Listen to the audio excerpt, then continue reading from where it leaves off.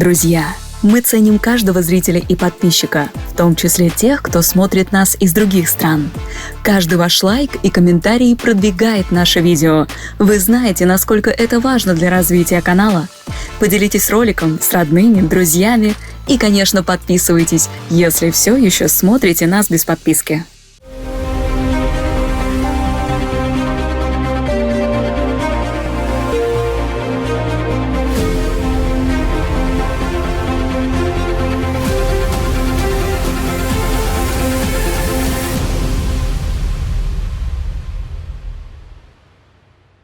На этой выставке в Париже Россия получает за товары, представленные 2700 наград. Любимая цифра апологетов Российской империи – это темпы роста экономики и промышленного производства. Флотский лейтенант Яковлев в отставке сам придумал двигатель внутреннего сгорания. Изобретатель-самоучка из крепостных крестьян показывает первый в мире трактор. Жуков спроектировал 500 мостов. Добрый день, дорогие любители истории.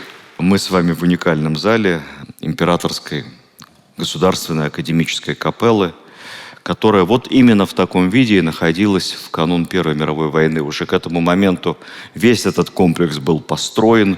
Зал выглядел именно так, как сегодня, только без этих экранов. Весь комплекс Императорской капеллы вместе с квартирами для певчих, буфетами, целый квартал. Здесь были еще регенские классы, училище хоровое для мальчиков. В штате были певчие, был симфонический оркестр, как и сегодня. 300 шагов было от кабинета императора вот сюда, до царской ложи. 300 шагов он проходил пешком, без охраны особенной, через Дворцовую площадь и поднимался сюда в ложу. Это было главное музыкальное учреждение Петербурга. Первое – Мариинский театр, понятно, Михайловский, Александринский, но там шли и музыкальные, и драматические постановки. А вот чтобы собственно музыкальное, только вот эта Императорская капелла. Филармонии еще не было тогда, это был зал дворянского собрания, знаменитая Петербургская филармония. Руководили капеллой Балакирев и Римский-Корсаков. Жили они здесь же.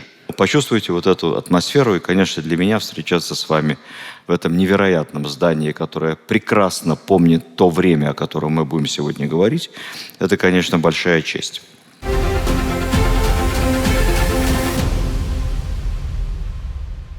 Российская империя, 13-й год. Страна, казалось бы, с небогатым населением в среднем, но очень быстрыми темпами развивающаяся, невероятно. По темпам развития Российскую империю можно сравнить только с одной страной в мире – с Японией.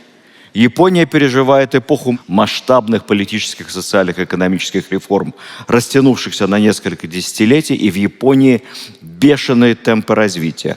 Но Российская империя богаче и ресурсно, и исторически, и темпы развития Российской империи все равно выше, чем у Японии. Соединенные Штаты, Германия, уже сильно уставшие британская и французская империи отстают от России в темпах развития. При этом по сравнению с Японией, да и с другими странами, у России колоссальное преимущество. Это ресурсы, это территория, это невероятная культура, российская культура начала XX века, лидер в культуре мировой.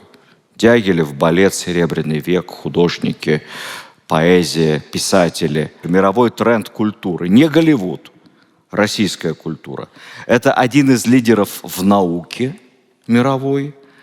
Это, безусловно, очень образованная и продвинутая элита высший слой империи. И это еще одно преимущество, о котором мы сегодня забываем. Невероятная предпринимательская пассионарность населения. Отмена крепостного права, освобождение действительно в буквальном смысле слова раскрепостило людей. И те предприниматели, которые родились из вчерашних крестьян, мещан, старообрядцев, даже дворян иногда, могли дать фору и Морганам, и Дюпонам, и Рокфеллерам, и Фордам, и многим иным. И вот эта невероятная совокупность ресурса, населения пассионарного, предпринимательского духа и высокого уровня культуры и образованности элиты составляет громадное конкурентное преимущество, которое обеспечивает Российской империи в начале XX века устойчивое первое место в мире по темпам промышленного развития. И по разным оценкам, я об этом говорил, там есть разные оценки разных пессимистов и оптимистов. Так вот, по пессимистам пятое место в мире по объему национального продукта, оптимисты третье место в мире. Размеры Российской империи – это ее невероятное преимущество перед всем миром, от края до края, от Варшавы и Лодзи до Чукотки, от Владивостока и Сахалина до Мурманска, на юге до Тегерана. Северный Иран – это протекторат Российской империи. Персидского шаха охраняют русские казаки. Невероятные размеры. Но эти же размеры и проклятия, потому что сложность связать эти огромные территории, недостаток дорог, транспорта. Поэтому буквально несколько слов о развитии транспортной инфраструктуры.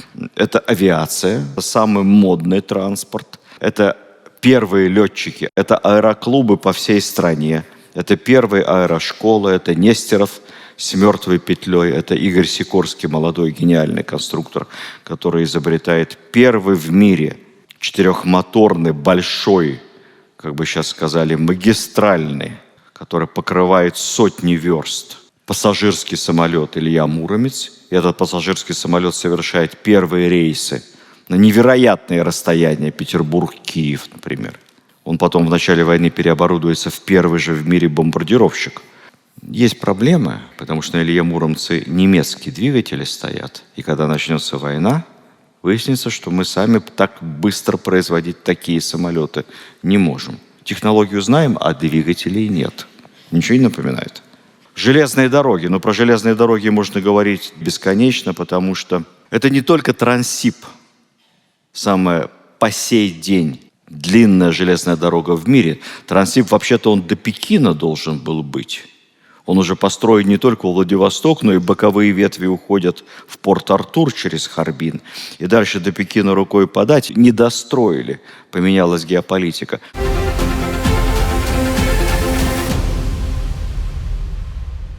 Самая северная большая железная дорога в мире в нечеловеческих условиях по тем временам Мурманск, Николаевск на Мурмане. Обратим внимание, что вот этот великий сталинский проект по строительству полярной железной дороги практически вдоль северного побережья оказался заброшенным. Впоследствии мне посчастливилось бывать на этой железной дороге, на том, что от нее осталось. Незабываемые впечатления, но все-таки сталинская железная дорога строилась насилием, кровью, нечеловеческим трудом заключенных. Северная железная дорога – это коммерческо-государственный проект и построенный в рекордные сроки, так же, как и Транссиб. Вообще при Витте, считается, было построено 20 тысяч километров железных дорог, 2000 километров в год. Затем, после отставки Витте, когда фактически все дороги переходят в собственность государства, темпы снижаются. Между 1909 и 16 годом, 17 составляют всего-навсего 1000 километров новых железных дорог в год. Заседает специальная комиссия, которая рассматривает, почему, что происходит, и специалисты считают, что в Российской империи необходимо срочно форсировать строительство железных дорог, потому что эти огромные расстояния невозможно осваивать, если строить ничтожное количество 1000 верст в год. Минимум 5000, минимум. И этот план соблюдается. В 2016 году, во время войны, сдается в эксплуатацию 5500 километров новых железных дорог. Ну, наверное, эти цифры ни о чем вам не говорят. Ну, так для сравнения. Когда строился БАМ, пик железнодорожного строительства в СССР, мы в среднем строили в год 700-800 километров. Так, для понимания. Я попросил своих помощников посмотреть статистику железнодорожного строительства в современной Российской Федерации. Ну, в 90-е годы мы вообще ничего не строили. В 2000-е строили в среднем от 30 до 200 километров железных дорог в год. 1916 – 5500. А так в среднем 2. В итоге Россия по общей протяженности железных дорог к 2013 году делит первое место в Европе с Германией. Германия очень густая сеть, но мы понимаем, территория, конечно, у них это все гораздо лучше, но у нас темпы другие. Лучше, чем у нас, только в Соединенных Штатах. Все. Кстати, миф о том, что у нас какие-то были неправильные железные дороги, только одноколейки, один путь. А вот в цивилизованных европейских странах обязательно 2 пути. Это неправда. Во-первых, во всем мире строили одноколейки точно так же, как и у нас. Во-вторых, положа руку на сердце, лучше одноколейка куда-нибудь на крайний север, чем никакая дорога. Согласитесь, да? Именно этим Витте и занимался. Он как математик просчитывал график движения, чтобы поезда не сталкивались, пропускали друг друга, когда дорога одноколейная. Это было очень важно. У нас была по одноколейным дорогам самая высокая интенсивность движения. Хороший математический расчет.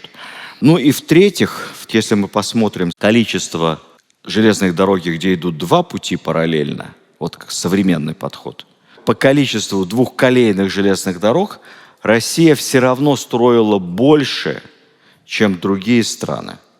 И если мы сравним, например, железнодорожное строительство дореволюционное, то мы все равно строили больше в абсолютных цифрах.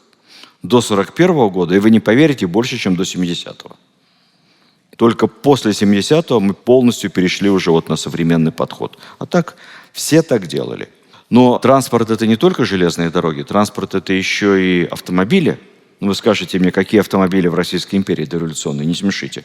Нет. 1000 автомобилей ездят по городам и дорогам. Автомобили всем нравятся, их все любят, потому что это прогресс. И вообще старые автомобили очень красивые. Посмотрите в музеях. Это же карета с колесами. Красота. Автомобили все любят, ими всеми увлечены. Такси уже есть и в Москве, и в Петербурге. Водитель – это высокооплачиваемая, продвинутая профессия. Водитель автомобиля получает, может, 150 рублей в месяц. Огромные деньги для рабочей специальности, потому что он еще и разбирается в моторе, он еще и моторист. Столько может зарабатывать только элита рабочей аристократии, машинист локомотива. Вот он примерно столько же зарабатывает. Или главный механик на пароходе, это уже совсем элита. Очень много велосипедов. Велосипедистов терпеть не могут, потому что велосипедисты – это какое-то исчадие ада. Они врезаются в мирно гуляющих пешеходов с зонтиками в платьях. Для них нет никаких велосипедных дорожек, и велосипедистов все ненавидят. И любое столкновение велосипедиста с пешеходом приводит к чему?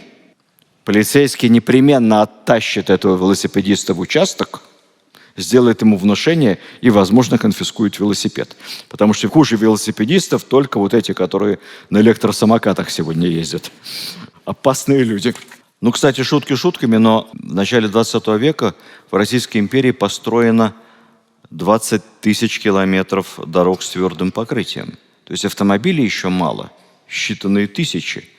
Но уже 20 тысяч верст дорог, по которым автомобили вполне могут ездить. Это еще, конечно, не асфальт, но это уже дорога европейского уровня, которая называется шоссе.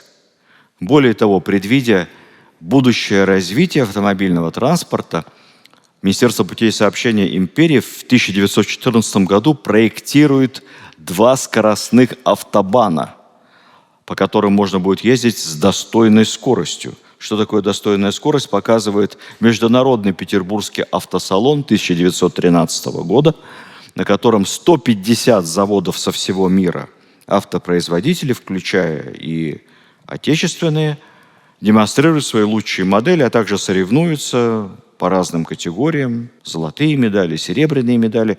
Золотую медаль за скорость получает автомобиль немецкой марки Benz, который по такому шоссе с твердым покрытием развивает скорость, сколько, вы думаете? 202 километра в час. Вот для таких автомобилей проектируется в 2014 году 2 автобана. Санкт-Петербург, Киев, Одесса и второй Варшава, Уфа. Это были скоростные автобаны с суперсовременным твердым покрытием по проекту. Примерно такие начали строить в Германии при не к ночи помянутом Адольфе Алозевиче в 30-е годы. Вот с таким опережением планировалось автодорожное строительство в России. Кстати, строительство дорог – это то, чем мы сегодня с вами точно должны гордиться, потому что если по железным дорогам хочется всплакнуть, то по автомобильным дорогам последние 20 лет наша страна делает невероятные успехи. Я в прошлом году поехал за рулем из Москвы в Псков, там через Новгород и так далее. Вы знаете, понятно, эти платные дороги, дорогие шоссе, Москва-Питер, это все понятно. Псков-Новгород – это не богатые регионы совсем. Я был потрясен качеством дорог там. Там не то, что нет ни одной выбоинки, там едешь, получаешь удовольствие. –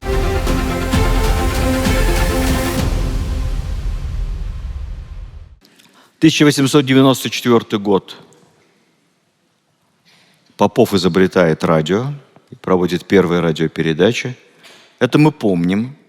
Но мы забыли, что в 1907 году русский инженер Борис Розинг патентует передачу изображения посредством электричества на расстоянии. Изобретает телевидение. 1910 год. Академик Вернадский, к слову сказать, член Государственного совета империи, выступает с докладом, где говорит о начале эры атомной энергии и необходимости исследовать на государственном уровне свойства радиоактивных веществ. В 1911 году, на следующий год, открывается радиевая лаборатория Императорской академии наук. И в этом же 1911 году публикует свои труды Константин Циолковский, где разрабатывает теорию ракетного межпланетного сообщения, а также обосновывает необходимость запуска спутников и орбитальных станций. Это выглядит как фантастика, и мы Циолковского ассоциируем с концом 30-х. Тогда труды великого калужского учителя распиарили в сталинские годы и наградили его орденом, но опубликовал он эти труды до революции.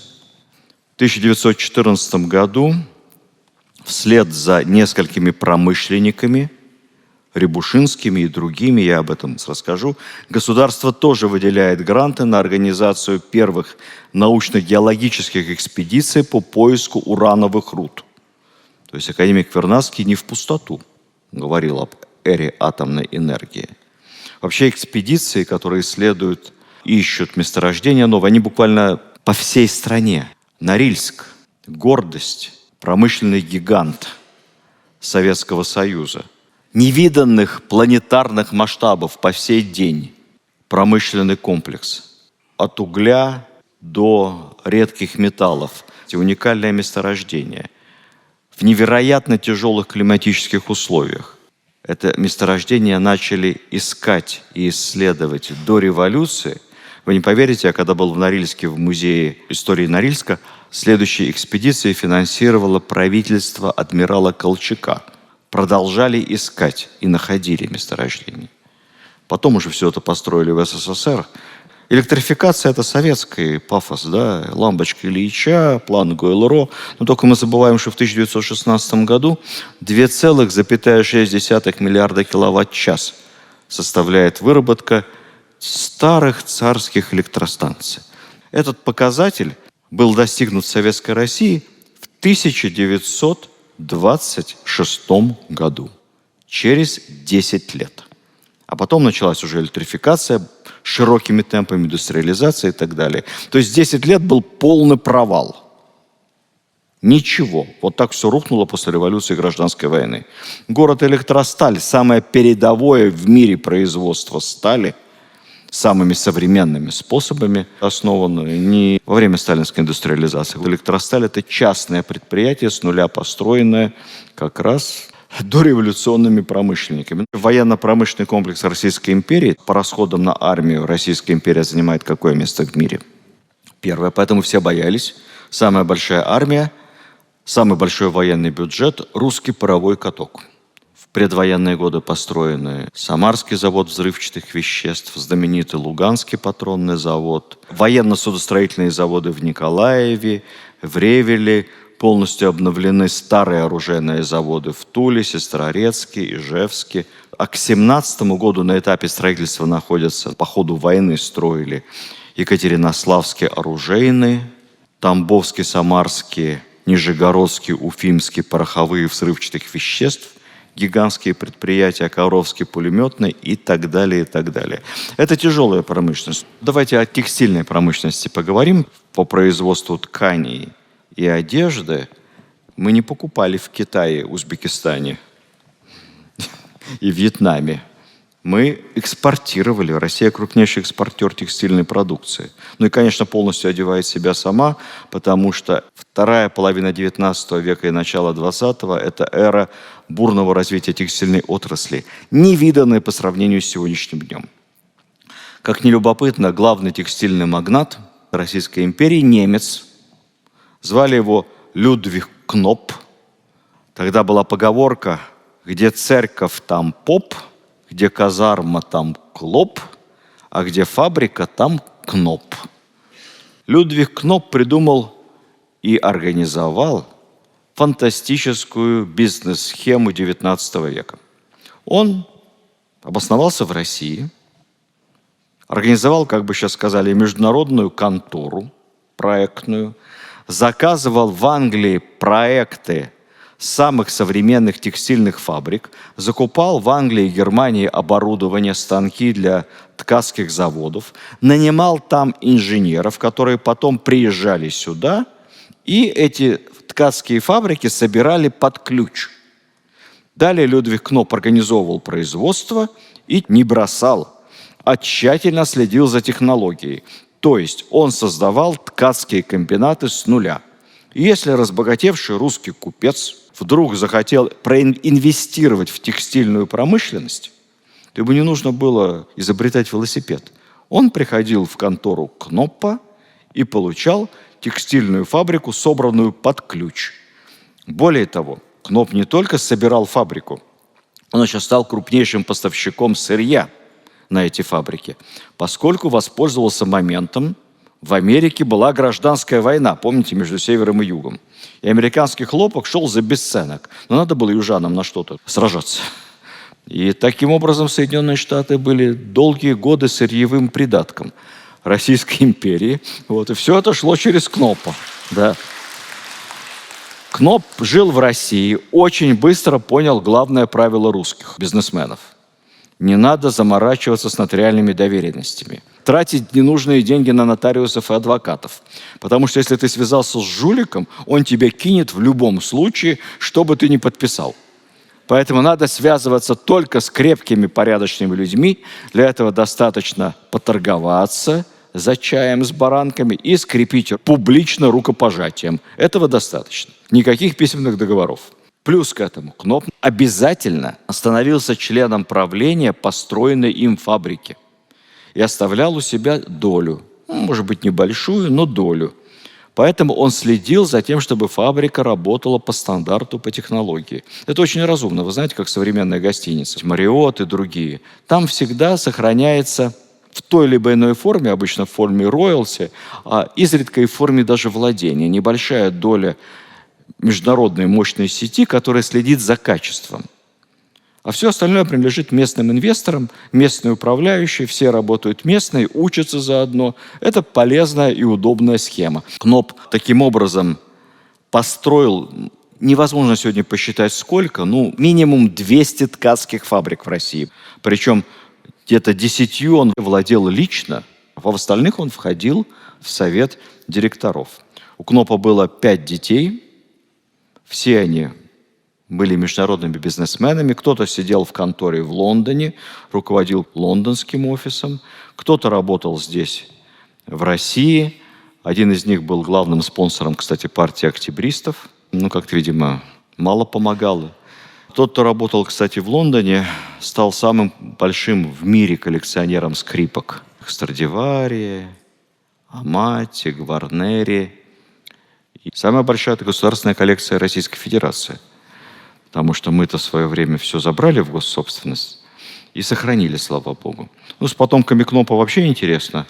Есть одна интересная девушка, прямой потомок европейских Кнопов. Наверное, поэтому она нас не любит. Хочет ткацкую фабрику получить. Урсула фон дер Ляйен. Да-да. В Москве сохранилась усадьба Кнопов на Колбачном переулке, квартал, который ФСБ, там жили Кнопы, и неподалеку находилась аллея правителей России в этом здании. Временно она хранилась, мы делали в военно-историческом обществе такую аллею от Рюрика до Ельцина. Там десятки правителей России. Очень познавательно, там школьникам уроки приводили учителя. Но потом нас попросили оттуда ее убрать, и мы ее перенесли в усадьбу, которую сейчас восстанавливает Российское военно-историческое общество. Это усадьба первого русского историка Василия Татищева под Москвой.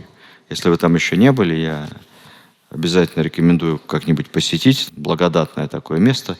Там находится вот эта аллея. Я у себя в телеграм-канале постоянно рассказываю о ходе восстановления этой усадьбы. Так что, кто не подписан, подпишитесь, будете следить.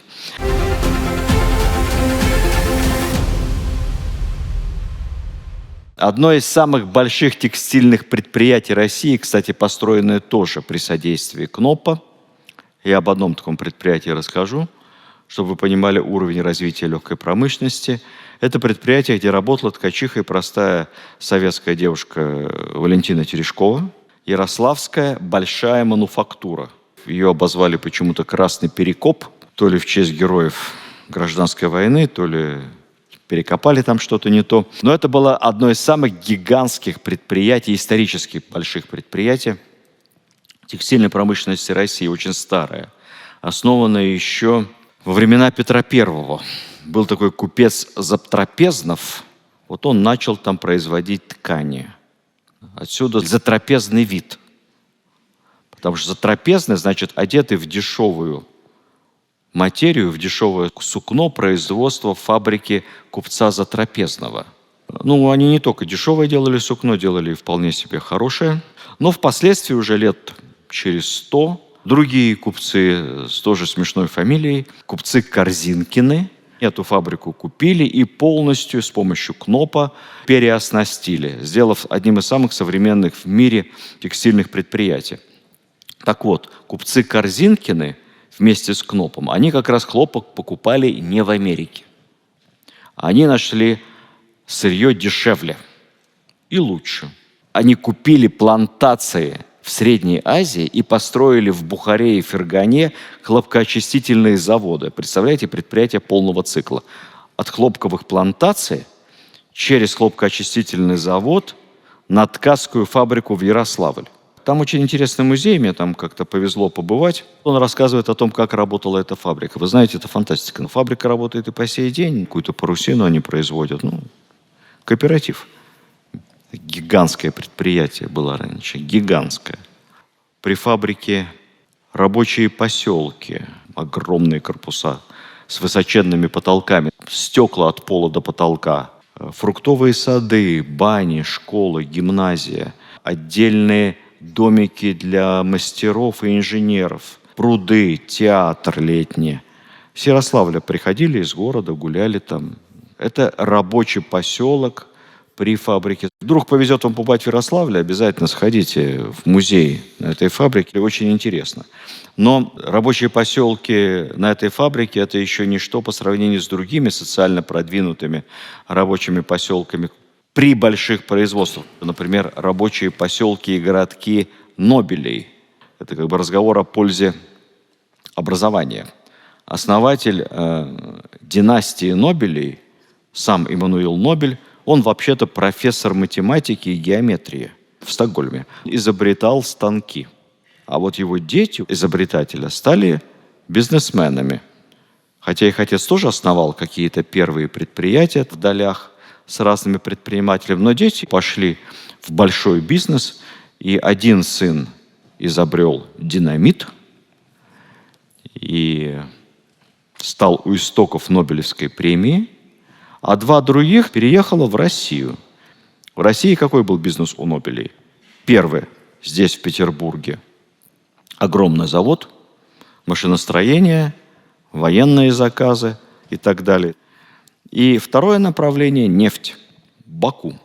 Гигантская империя через несколько десятилетий, где работали десятки тысяч сотрудников. Империя, которая раскинулась от города Туркменбаши современного. Там были городки Нобелей. И Баку по Волге до Петербурга. Буквально пару я упомяну иностранцев. Помимо Нобелей нельзя не упомянуть немецкое предприятие братьев Вогау. Немецкая фамилия, потом стали называться Вогау Марк. Владели металлургией на Урале, медь. Почти монопольное владение, 70% производства меди в Российской империи. А также цемент, уголь, сахар.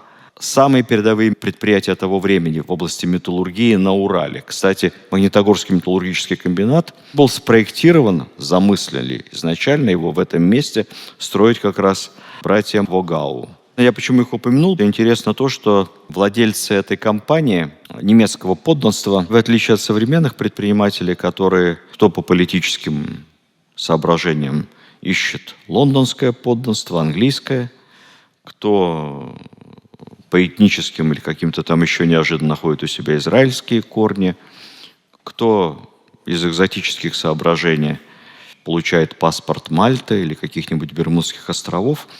Немцы из компании Вогау отказались от немецкого подданства и взяли подданство Российской империи. Но тут, к сожалению, война, революция, им не повезло. Кто-то уехал в Европу, а кто-то остался здесь, принял советскую власть и даже работал в советских учреждениях. Но потом это все равно все довольно печально у них закончилось. Но вот такие были немцы, русские патриоты. Они построили в Москве много социальных объектов, евангелическую больницу на Воронцовом поле. Там все врачи были немцы. Они их специально выписывали из Германии, из Прибалтики.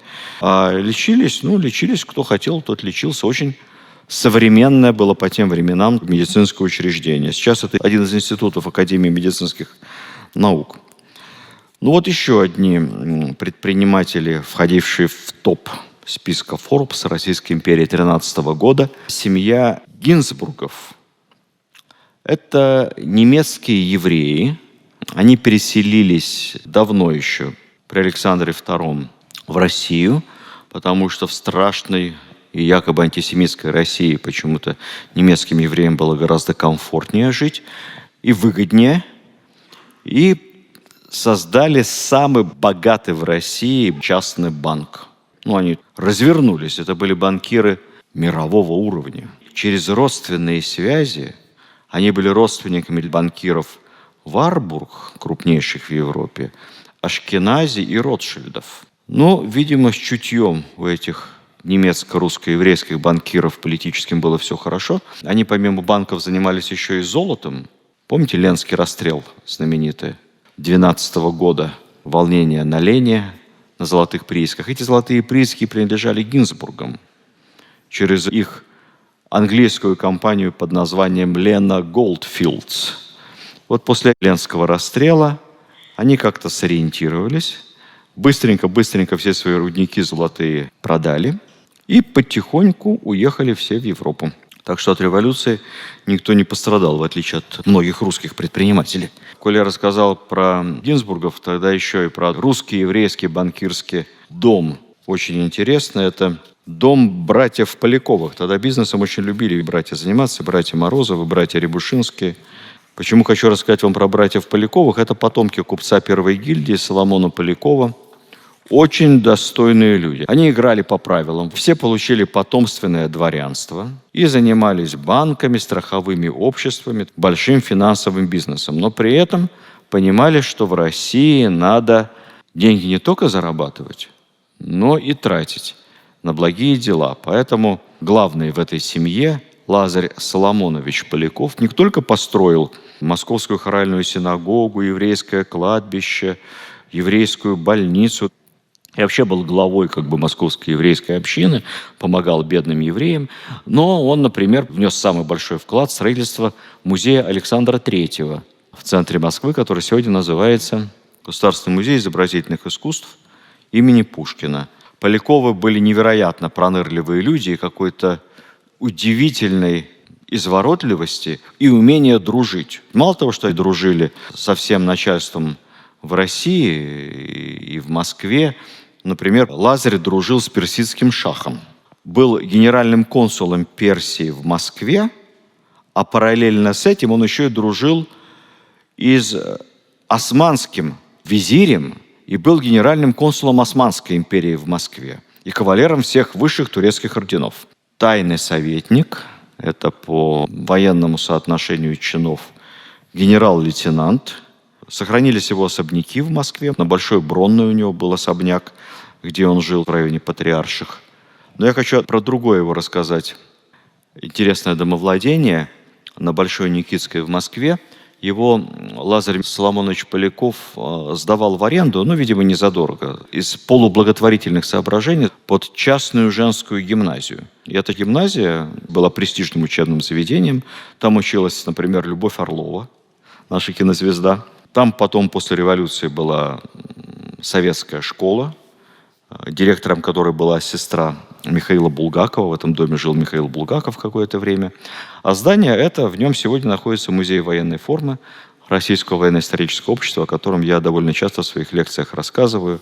И экспонаты этого музея даже иногда демонстрирую.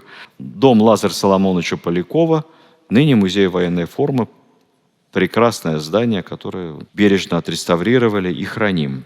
У Полякова было 12 детей официальных. Самые разные люди. Кто-то занимался по семейной традиции бизнесом, финансами, кто-то воевал на фронтах Первой мировой, а кто-то был членом олимпийской сборной царской России на Олимпиадах до революции. У него была еще одна дочь, непризнанная, но она жила у него в доме вместе с его детьми. Потом он оплачивал ей обучение, пока она не стала знаменитостью. Точно вы все ее знаете. Анна Павлова, балерина. Хорошая, видимо, была генетика у банкиров Поляковых.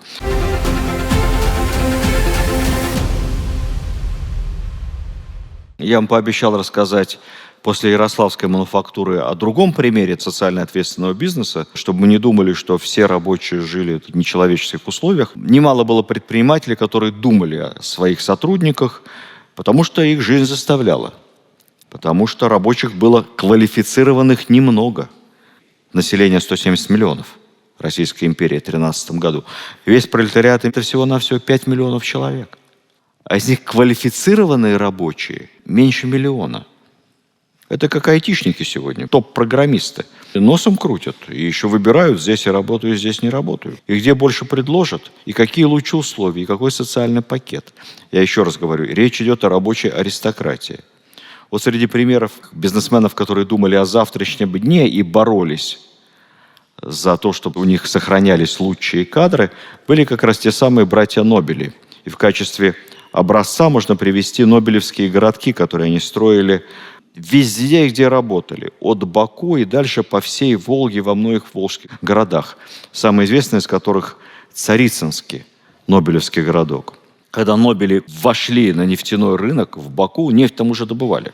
Нефть перевозили в бочках и бурдюках, хранили натурально в земляных ямах. Главным транспортным средством были ишаки. При Нобелях строится трубопровод, вполне себе современный. Предприятие полного цикла от геологоразведки, затем добыча, переработка нефти, главным образом в керосин. Последующая транспортировка нефти и нефтепродуктов, там же еще масла, на всем зарабатывали. Транспортировалась нефть либо в Черное море по трубопроводу, либо через Каспий и далее вверх по Волге. Главная транспортная артерия. Поэтому по Волге везде строятся перевалочные нефтебазы. Местные крупные города и регионы снабжаются нефтью и керосином, а дальше через Мариинскую систему водных каналов нефть идет в Петербург, в Ригу и далее на экспорт. Понятно, что успех Нобеля – это успех не только их как предпринимателей, это успех и нашей химической науки. Наиболее известно Менделеев. Он, кстати, был среди тех, кто предлагал строить и трубопровод, и был в числе разработчиков первых танкеров. Нобели построили первый в мире танкер. Чтобы нефть возить не в бочках, это просто неудобно. Ее заливали прямо в трюм судна, баржи, либо специального танкерного парохода. Трюм был специальный, с двойной обшивкой внутри. И эти танкеры ходили по Каспию, ходили по Волге. И успех Нобеля – это в том числе и успех правильной государственной протекционистской политики. Потому что когда мы только начинали добывать нефть, то нефть-то мы добывали, а керосин весь был американский. Потому что мы нефть отправляли за границу на переработку, а покупали керосин. Ну, это как сейчас. Мы первые в мире по экспорту зерна, только вот спагетти у нас в магазинах, несмотря на эмбарго, откуда-то из-за границы. Представляете, какая разница в цене между вот килограммом спагетти и килограммом зерна? В Нобеле и царское правительство вытеснили американский керосин за счет заградительных тарифов. Никто ничего не придумал лучше. Если вы хотите, чтобы развивалось ваше производство, чтобы зарабатывали не там, а здесь, и здесь тратили, есть простой способ – заградительный тариф. То, о чем Трамп все время говорит. Тогда производство переходит сюда. Да, сначала может быть отверточное, но потом будет настоящее. И вскоре весь керосин стали производить здесь, и керосин мы после этого экспортировали. Флотилии танкеров перевозили это все вверх по Волге. И вот Царицын, маленький уездный городок Саратовской губернии и крупный транспортный хаб, потому что туда подвели железную дорогу, и до Царицына очень глубокая Волга. Значит, танкер может идти прямо из Каспия, а там дальше перегружать нефть на какие-то другие суда. И вот там построен город будущего. К нему так и относились. Это был настоящий город будущего. В отдалении от самого Царицына, на берегу Волги, пристань, склады, нефтепровод, эти гигантские нефтехранилища, баки металлические. Туда же подходит сразу железнодорожная ветка, поэтому часть нефти перегружается в цистерны и поезда увозят. Это внизу первый уровень. Следующий уровень, вторая терраса так называемая. Там каменные дома, заводы управления, конторы, квартира управляющего, библиотека, бар, бильярд, чтобы общались. А дальше третий уровень. Там живут уже постоянно инженеры, мастера и рабочие. Третья терраса. На этой террасе для холостых рабочих и служащих общежития, для женатых отдельные четырехкомнатные коттеджи, по тем временам немыслимая совершенно вещь, ясли, аптека, начальная школа, столовые, бани и сады, и парки. Поскольку жарко, Волгоград, то были высажены тысячи деревьев. Причем отдельно был парк обычный, тенистый, а отдельно фруктовые сады. Груши, яблони и так далее. Это было настолько невероятно в этой степной зоне, что хотя в Царицынский городок просто так не пускали посторонних, мало ли чего, ночью он охранялся, охраняли его вооруженные, специально нанятые охранники. Нефтехранилище, тем более, это же пожарная опасность. Ров был вырыт, стена стояла, как крепость. Но в выходные дни туда пускали горожан просто погулять по паркам. Они приезжали туда, как какой-то в параллельную реальность, при том, что все дома служащих и общежития были оборудованы телефонами. Это еще не 13-й год, это еще конец 19 века. Водопроводом и, самое невероятное, электрическим светом. Так, для понимания, первое электроосвещение системное, городское, это Невский проспект, 1883 год, Александр III. А второе, 1884 год, это Нобелевский городок в Царицыно. В самом Царицыне электричество появилось через 25 лет только. Вот такая невероятная история. К сожалению, городок не сохранился. Это был бы невероятным музеем, наверное, под открытым небом. Его полностью разбомбили немцы в августе 1942 года. В пыль просто. А Нобелевский городок сохранился при Нобелевском заводе в Петербурге. Это Выборгский район. 13 зданий. Этот участок был куплен Людвигом Нобелем рядом с заводом «Русский дизель», образцовые трехкомнатные квартиры для рабочей аристократии. Сейчас как-то это все приватизировано, распродано, непонятно подо что. Хочу сам съездить посмотреть на вот эту архитектуру начала 20-го, конца 19 века образцовые дома для рабочих с завода Нобелей.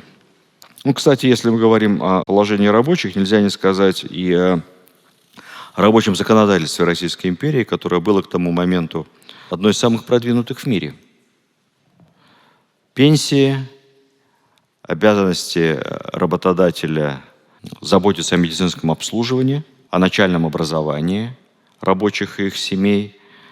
Ну, наверное, самый яркий пример – это продолжительность рабочего дня. Официально по закону 1897 года рабочий день в Российской империи составлял 11,5 часов. Не более 11,5. При этом были оговорки для женщин. Не более 10, ночью не более 10, и в канун праздников и выходных тоже не более 10. Нам это кажется много, но тут надо понимать вот что. В США тогда рабочий день 10 часов, Франция, Германия, Швейцария 10,5, Бельгия, Австрия те же 11, а в Японии, которая развивается такими же темпами, почти как мы, развивающаяся экономика, 13-14. В Англии рабочий день не ограничен.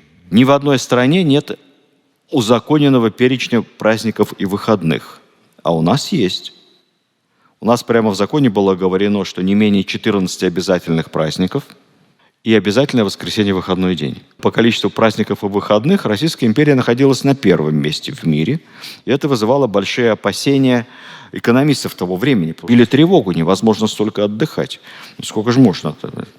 Каждое воскресенье, плюс еще 14 обязательных дней, а дальше еще, если старообрядцы, фабриканты, они еще свои какие-то праздники предлагают рабочим, заботятся о них. Если в Баку, там тоже какие-то свои праздники дополнительные. Это они не сталкивались еще с рождественскими каникулами майскими у нас сейчас. Они бы сошли бы с ума, решили, что мы просто от безделья совсем совесть потеряли. И мне кажется, они были бы правы. Я, например, не понимаю, как можно отдыхать, причем в выходной день 23 февраля. Это оксюморон какой-то. Ну ладно, 8 марта. Ну мужчина, смысл? Мужчина должен работать. 23 февраля я лежу на диване, я отдыхаю. Ладно бы ты был еще защитником Отечества, понимаешь? Дело в том, что у нас 11,5 часов мало кто и мало где работал. Потому что это максимально установленная продолжительность рабочего дня.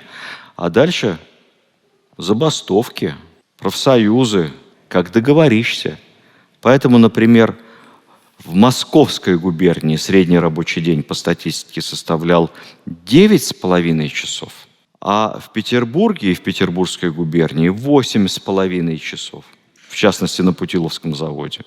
А у тех, у кого по закону 11,5, это уж совсем бессовестные фабриканты, там надо не забывать, что обеденный перерыв включался. Все было не так ужасно, как нам кажется, и на самом деле рабочее законодательство было действительно не хуже, чем в самых передовых странах Европы, а во многом и лучше. Россия крупнейший экспортер зерна в мире, как сейчас. Митрополит Тихон в своей книге «Гибель империи» приводит статистику. Если поначалу наш главный экспортный товар – это зерно, то со временем доля зерновой продукции снижается, растет доля животноводства, что очень хорошо. Мы начинаем все больше и больше экспортировать два других экспортных товара. Это масло сливочное и яйца. Яйца приносили десятки миллионов рублей. Что касается масла, то это не только вологодское, это и сибирское, южноуральское масло.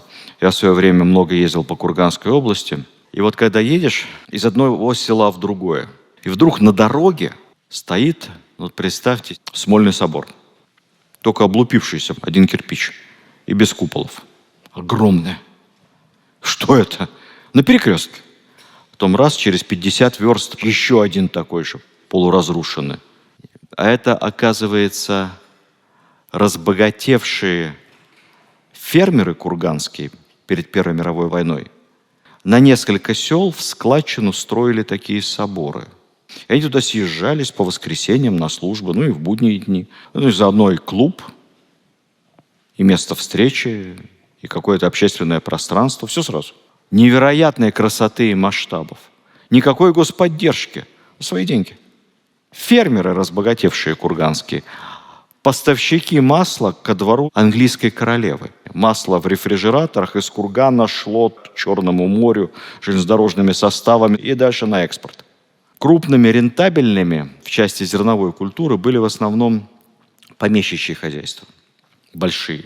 Малые крестьянские работали в основном на себя и на округу, если они не были объединены кооперативами. Вообще, в части земельных владений, тут надо понимать, что 100 семей России владели поместьями личными более 50 тысяч десятин каждая, то есть более 50 тысяч гектаров. Это были огромные агропромышленные комплексы. Но вопрос только в том, что не все владельцы успешно занимались сельским хозяйством. Многие прожигали жизнь, а имения свои закладывали. Мы же помним с вами еще со времен Евгения Онегина, да, земли отдавал в залог.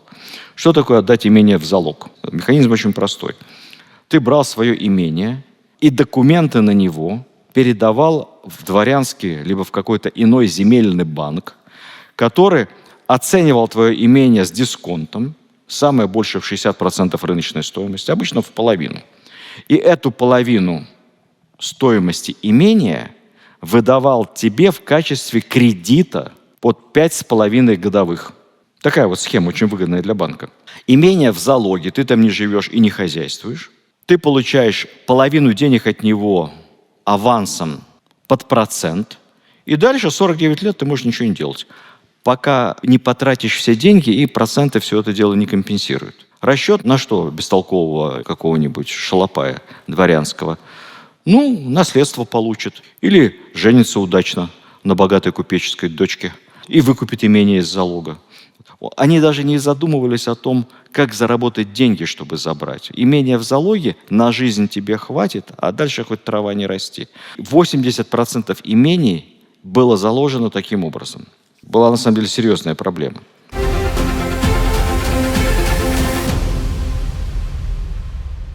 Про сельское хозяйство еще пару слов скажу. Кто владел землей? Не поверите, владели крестьяне. К 2016 году 89% пахотной земли – это собственность либо частная крестьянская, либо кооперативная крестьянская, товарищества разные, либо еще общинная крестьянская, там, где община еще сохранилась. И только 11% пахотной земли – это дворяне. Ну, я за скобку выношу еще царские владения двора. То есть 11% дворяне, 89% крестьяне. Тут тоже иллюзий не надо, потому что было еще много так называемой непахотной земли. Это луга всякие, леса. Там была совсем другая пропорция. Там как раз много земли принадлежало по-прежнему поместьям дворянским. И чтобы пользоваться лесами, лугами для выпаса скота, тут надо было крестьянам как-то договариваться с владельцами и зачастую за это платить. Поэтому многие были по-прежнему недовольны. Но тенденция была такая, что дворяне от земли избавлялись, если они сами там не хозяйствовали, они ее так либо иначе продавали. И все больше и больше земля переходила в собственность тех, кто на ней работал. Вот тенденция была именно такая. Средний надел земли примерно в 2-3 раза больше, чем в Европе. Особенно, конечно, в Сибири и за Уралом. Там вообще большие фермы крестьянские. По поводу цен я очень коротко скажу. Насчет истории про то, что за 3 рубля можно было купить корову, долго рассказывать не буду. Тут в целом все понятно, тем более все цифры, которые у нас есть, они очень противоречивы. Одно дело корова в Вологде, другое дело корова где-нибудь за Уралом, а третье дело корова, которая стоит в личном коровнике Матильды Ксишинской. У нее было в особняке несколько личных коров, потому что она только свежее молоко потребляла и только свежие сливки. Это разные коровы по разной цене. Так и цены на все тоже были очень разные. Поэтому говорить о том, сколько стоили продукты, можно бесконечно. Коротко, Россия аграрная страна. У нас все-таки очень дешевый труд сельскохозяйственных рабочих и крестьян, поэтому, конечно, продукты стоили дешево. Особенно все то, что производилось на месте. Свои, не импортированные, не фрукты. Сравнительно дешевле, чем сейчас, намного. Наверное, цены можно сравнить по покупательной способности примерно с ценами социализма 70-х годов. Вот примерно так. Там даже до смешного доходит иногда. Когда читаю, в Петербурге черный хлеб, килограмм 16-20 копеек. Точно как в СССР. А белая булка дороже. Батонов нарезных по 16 копеек не было. Конфеты, ну вот как конфеты в СССР стоили, там рубль с копейками килограмм, так и здесь они стоили рубль с копейками килограмм. Эти мишки на севере, белочки. Фрукты, понятно, заморские дороже бананы, местные яблоки нисколько, абрикосы в сезон нисколько. Я вот жил когда на Украине, прекрасно помню, сколько у нас в сезон стоило ведро абрикос. Килограммами абрикосы не продавали. Продавали ведрами в сезон. Ведро стоило 1 рубль. Почему? Потому что все деревья на улице, на тротуарах были абрикосовые. И абрикосы эти падали, и ты идешь, и главное не наступить, не упасть.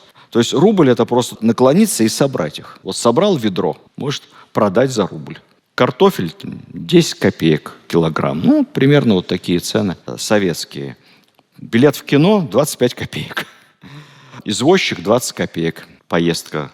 Такси 40 копеек по городу. Трамвай 5 копеек. Там цены 2013 года называю, которые, опять же, они разные от города к городу. Но то, что я вам говорю сейчас, это примерно Петербург. Тоже, если ты офицер, то ты извозчику будешь больше платить, потому что как-то даже неприлично платить так мало. Визит доктора, доктор к тебе приходит, 3 рубля. Дорогое удовольствие. Зато жилье дешевое. Аренда простенькой квартирки 10 рублей в месяц. А угол снять, угол это когда снимают рабочие комнату на 2, например, 5 рублей. Тогда 2 рабочих будет по 5 рублей вдвоем жить в квартире. Что дорого? Промышленные товары. Вот сапоги, костюмы, мундир пошить, ремни, перчатки. Это дорого, потому что никакого Китая нет в поточного производства. Все делается, на месте, это в основном ручной труд. Это качественно очень, но это дорого, конечно. Зато, с другой стороны, никакого Авито не нужно, потому что старые вещи не пропадают. Можно продать любую старую вещь. И даже если не хочешь этим заниматься, то есть по Петербургу по домам ходят старьевщики с тележками и покупают буквально все, что у тебя есть. Можешь хоть даже просто не старые порванные продать. Они тоже свою полушку тебе за это заплатят. Обращение с вещами того времени – это, конечно, идеал современных сторонников экологии. Ничего не выбрасывается на помойку. Нет культа употребления поносил, выбросил, потому что все очень дешево. Нет, вещи ценят, зашивают, чинят, и поизносилось, тут же пришел старьевщик, у тебя купил, кому-то пригодится. Эта история хорошая. Давайте, чтобы немножко отвлечься от скучной темы цен, я расскажу вам историю про молочное производство. В Российской империи был огромный выбор молочных продуктов. Причем самых необычных, какое-то верблюжье молоко, которое сейчас уже и не делают нигде. Антиквары любят у нас современные. В банках, в бутылках. Вот ярочка молочная. Ярочка – это овца молодая. То ли это овечье молоко, то ли это бренд просто такой. Не знаю. Надо подумать. Вот эта ярочка молочная произведена в Кисловодске, на Кисловодском молочном заводе братьев Бландовых. У нас все бизнесмены были братья. Бландовы, пусть вас эта фамилия не смущает, это знаменитый, как Простоквашино, знаменитый московский бренд молочной продукции, реально основанный братьями Бландовыми, которые, конечно, братья Бландау. Это же фон Бландау, немецкие дворяне, но они стали нормальными русскими подданными. Очень продвинутое молочное производство, технологичное. И вот братья Бландовы прочитали обращение Всероссийского общества врачей, что есть такая новелла в молочном деле, очень полезная для здоровья. Нобелевский лауреат Илья Мечников, он, когда работал в Пастеровской лаборатории в Париже, исследовал специальные бифидобактерии, и запатентовал всякие чудодейственные свойства этих бактерий для пищеварительной системы. Кстати, первый патент Нобелевского лауреата русского ученого Мечникова купила малоизвестная тогда французская фермешка Данон. Да. Ну так вот, общество врачей обратилось к производителям, к Бландау, что есть идея разработать выпуск кефира, потому что у нас есть на Кавказе такие закваски и такие специальные бактерии, что похлеще, чем у Данона.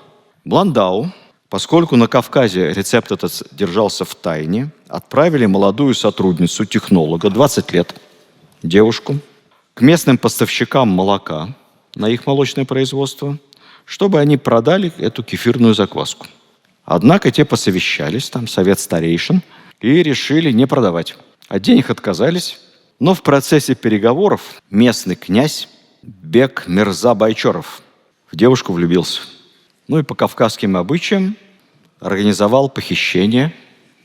Ее натурально завернули в ковер, доставили к нему куда-то в высокогорный замок.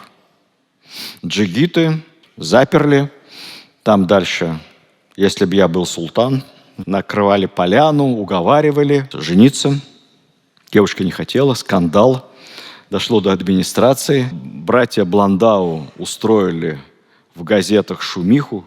Дикость средневековья. Похитили молодого перспективного технолога. Громогласно требовали суда над этим князем Бекмирзой. Девушка сообщила князю по секрету, что она договорится с хозяевами заводов.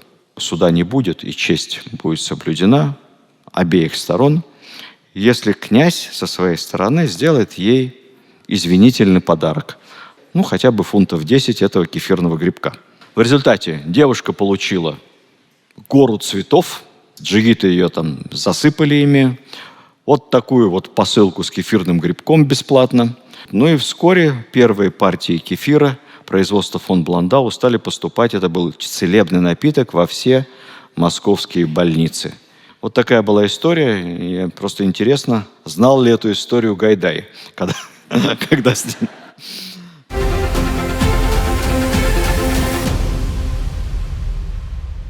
Немного про зарплаты. Раньше считали годовую зарплату, я буду переводить в месячную, нам так понятнее. Средний месячный заработок фабричного рабочего, все зависит от отрасли, от предприятия там, и так далее, небольшой, 20-30 рублей. Но квалифицированный рабочий, например, в Сормово, на элитном машиностроительном заводе токарь, молодой, получает уже 50 рублей в месяц. Не 20, не 30. Потому что это престижная работа. Вообще в металлургии самые высокие заработки в металлообработке, там, где машины. Поэтому там рабочих, которые получают 50 и до 60 рублей в месяц, вообще большинство. В текстильной промышленности поменьше. Но есть, конечно, и рабочая аристократия. Это 10%. Рабочие, которые могут зарабатывать и по 100, и даже по 150 рублей в месяц, мастера. Столько, сколько получает машинист локомотива, например. Или хозяин машины-таксист. Как это соотносится с ценами? Можете посчитать сами. В принципе, можно жить хорошо, зарабатывая 50, а уж тем более 100 рублей в месяц. Автомобиль сколько стоит? Ну, тогда автомобиль большая редкость. Никаких конвейеров нет. Дорого, но тем не менее. Почитайте объявления в питерских газетах. Автомобиль марки Ford стоит 3000 рублей. Это означает, что квалифицированному рабочему токарю Сормовского завода надо работать 6 лет, чтобы заработать на Форд. Если сегодня автомобиль такого же уровня стоит миллионов 8, 9, 10, ну что изменилось особенно?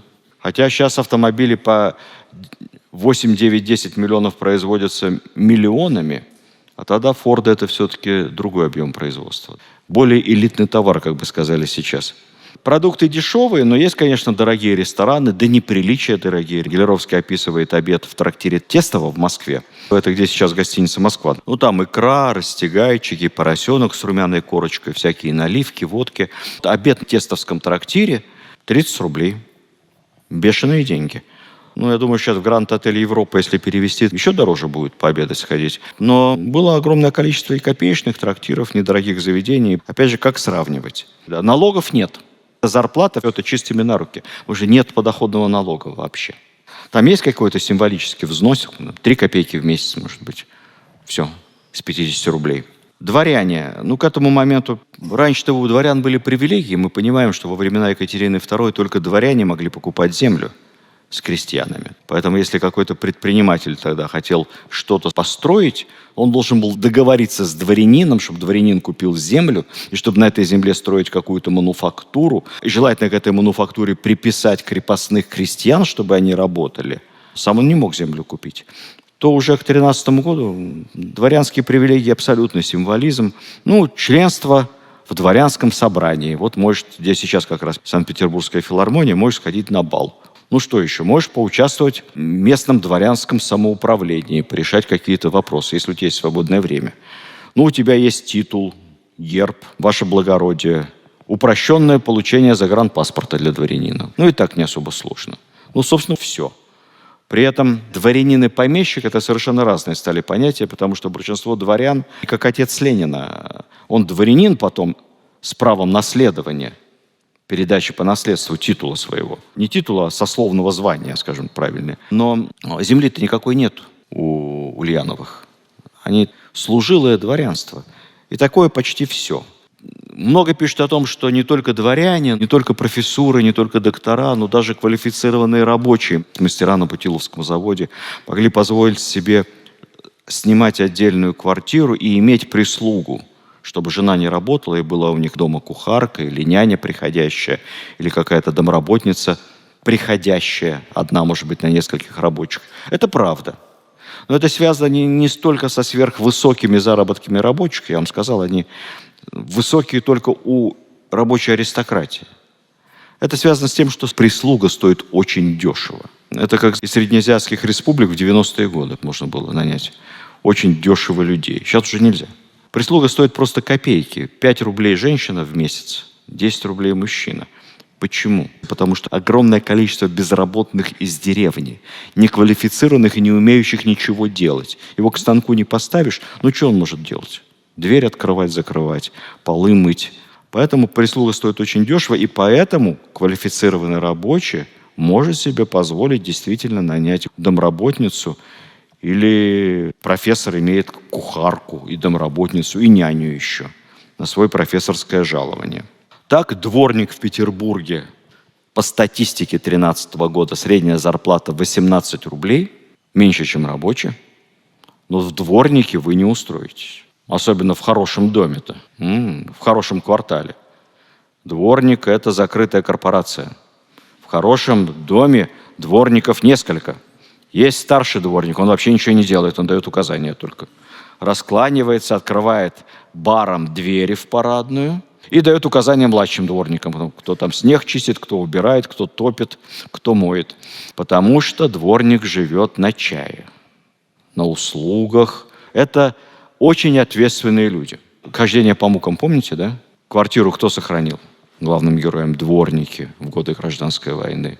Никто не смог проникнуть, ключи только у дворника. Ты уходишь, никакая сигнализация не нужна, ключ дворнику оставляешь. Уехал на месяц отдыхать. Последи, чтобы потом пыль протерли. Это ответственная и важная работа. Вот служащие, почта, библиотекари, младшее чиновничество, учителя начальных классов земских училищ, они немного зарабатывают на уровне рабочих и даже поменьше. А вот квалифицированные люди, то есть среднее чиновничество, преподаватели вузов и даже преподаватели гимназии уже зарабатывают прилично, уже 100 рублей в месяц и больше, потому что это квалифицированный труд, таких не хватает. В армии очень разнится жалование армейское. Вначале немного после окончания юнкерского училища. Подпоручик 80 рублей. Потом растет. Подполковник 200 рублей в месяц. А потом резко вверх. Полковник 320-350. Их мало, старших офицеров. И империя их ценит. В них много вложено сил. Генерал уже 500 рублей, 750 рублей. Это штучный товар. Депутат Госдумы, как полковник, 350 рублей. Высшее чиновничество зарабатывает хорошо. Губернатор 1000 рублей, министр 1500 рублей. Кстати сказать, когда был сформирован Совет народных комиссаров, когда большевики пришли к власти, то первое, что сделали большевики, в 10 раз снизили сами себе зарплату. Мы, народные комиссары, будем получать в 10 раз меньше, чем царские министры. Все аплодировали. Есть много воспоминаний, как первые народные комиссары приходили в свои ведомства. Первое время саботаж был только в МИДе. В большинстве ведомств система продолжала работать. Новый министр пришел, ему накрывают обед. Он радуется, его один день покормили хорошо из 5 блюд, второй день покормили. В конце недели управляющий приходил к народному комиссару от большевиков или эсеров и предъявлял счет из ресторана. что вся еда заказывалась в ресторане, и платил он из своей зарплаты. И тут выяснялось, что денег-то у него нет расплатиться за эти обеды, а зарплату снизили в 10 раз. Такие были коллизии. Но потом это все очень быстро закончилось с началом гражданской войны. Никаких денег, никаких обедов и никаких ресторанов. Пенсии только для госслужащих, до 100 рублей в месяц, но только тем, кто без нареканий и выговоров отслужил не менее 35 лет. Если от 35 лет до 25, то половина пенсии. Разумно, справедливо.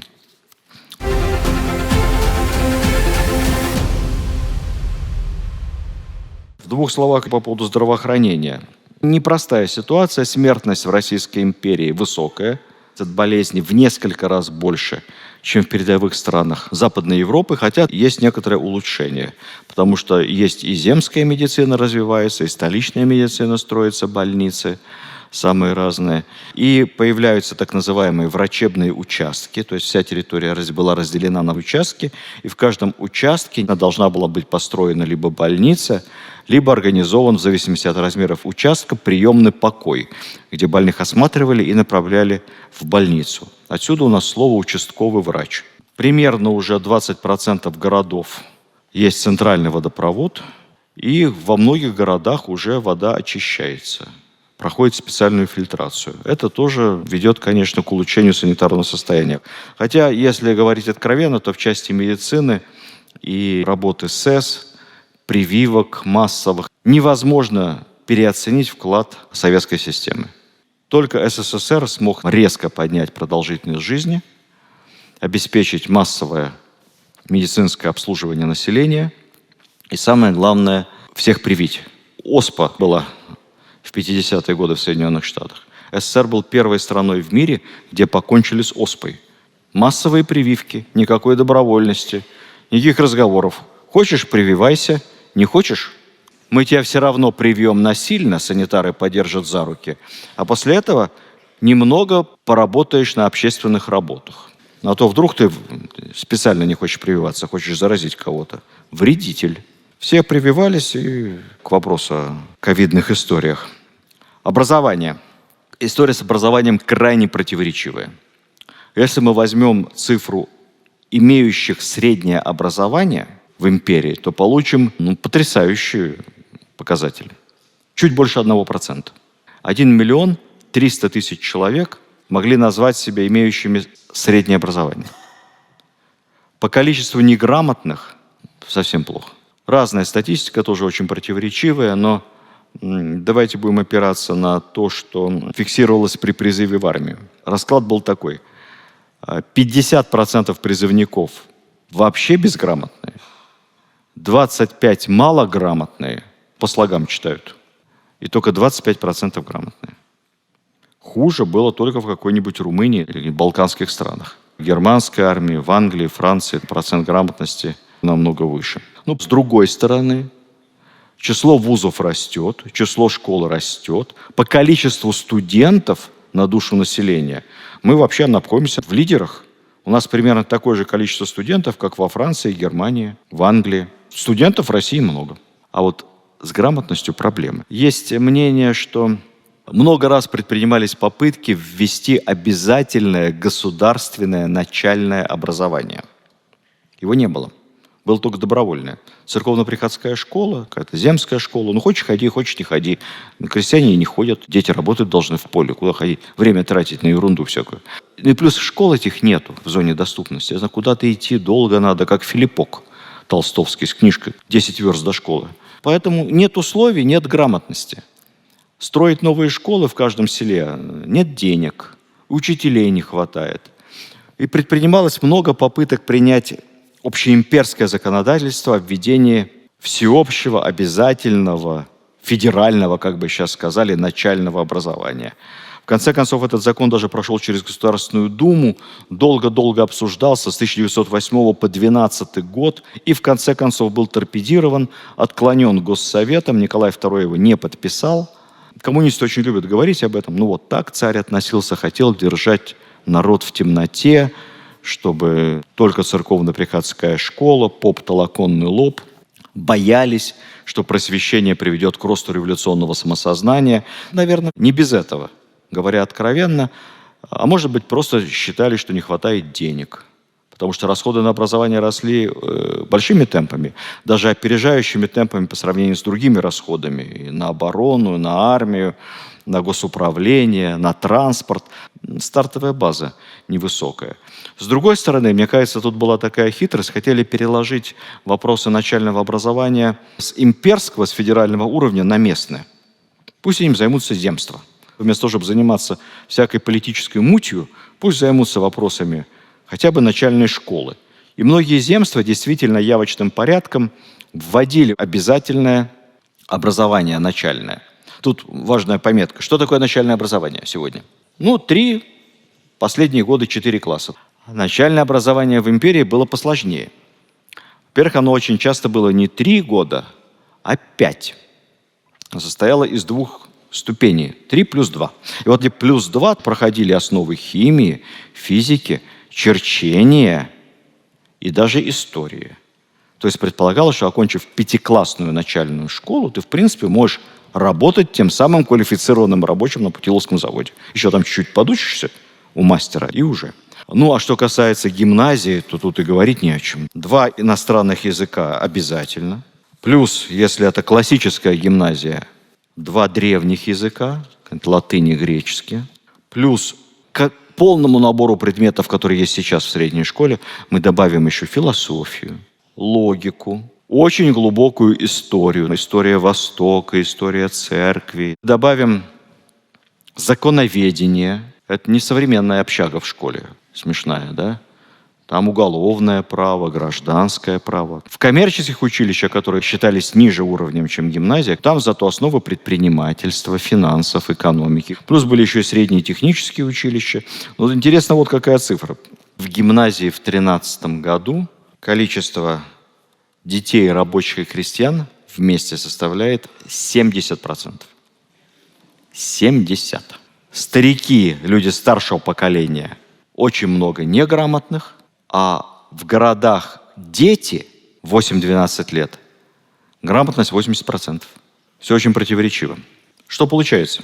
Если все так прекрасно, все так хорошо, то откуда взялась революция, февраль, разруха, гражданская война? Возможно, чтобы это понять, стоит учитывать не только достижения Российской империи, достижения очевидные, но и те серьезные внутренние противоречия, которые накопились и были заложены в самой ее природе. Более того, надо оценить, насколько власти и элиты готовы были осознать эти противоречия, насколько они готовы были их решать, и была ли у них эта возможность. Вот об этом давайте поговорим в последней заключительной части нашей трилогии про 1913 год. Спасибо.